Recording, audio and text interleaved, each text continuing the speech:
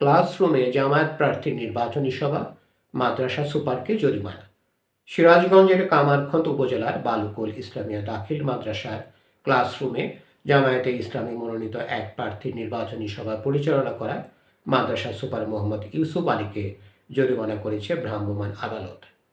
বৃহস্পতিবার 1 জানুয়ারি সকালে সহকারী কমিশনার ভূমি ও নির্বাহী ম্যাজিস্ট্রেট আবদুল্লাহ আল মামুনের নেতৃত্বে পরিচালিত ভ্রাম্যমাণ আদালত এই জরিমানা ধার্য করেন।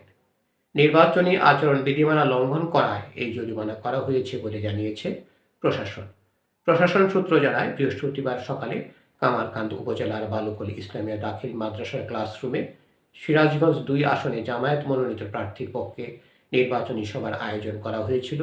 এই খবরে সেখানে সহকারী কমিশনার ভূমি ও নির্বাহী ম্যাজিস্ট্রেট আবদুল্লাহ আল মামুনের নেতৃত্বে অভিযান পরিচালিত হয়।